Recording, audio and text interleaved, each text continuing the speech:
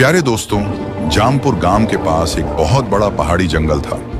जंगल में बहुत किस्म के जानवर, दरिंदे परिंदे रहते थे। इसी जंगल के किनारे पर गांव से बाहर एक छोटा सा घर था। इस घर में एक विधवा औरत रहा करती थी जिसका नाम था अनीता।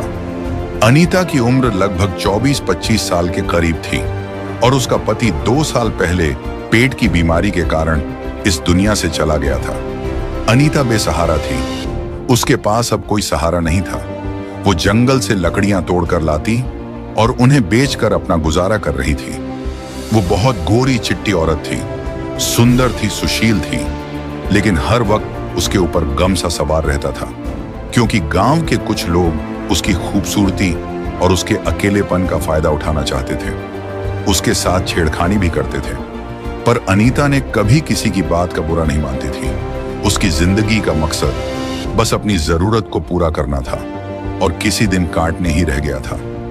एक दिन अनीता जंगल में लकड़ियां चुनकर इकट्ठा कर रही थी कि तभी एक पेड़ से एक बड़ा सा बंदर उतारकर अनीता के पास आया और उसके सामने आकर दोनों पैरों पर खड़ा हो गया। जानवर तो जानवर होता है, इसलिए अनीता उस बंदर को देखकर घबरा गई। उस बंदर ने कोई हरकत नहीं की, बस एकटक चुपचाप अनीता को देखता रहा। यह देखकर अनीता का डर कुछ काम हुआ तो वो और उसमें धीरे से उसे बंदर की तरफ देखा और उससे कहा, तुम क्या चाहते हो?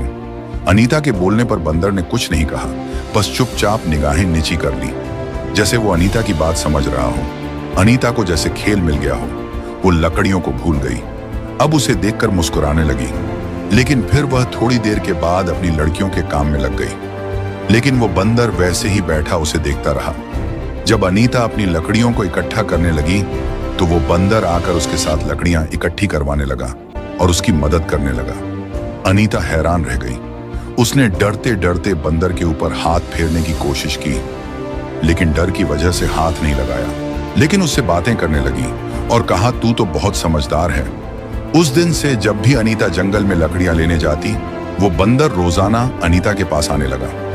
वो कभी उसके लिए अमरूद लेकर आता, कभी केला लेकर आता और लकड़ियों में तो रोजाना ही मदद करता था। अब तो वो बंदर अनीता के घर के बाहर तक जाने लगा।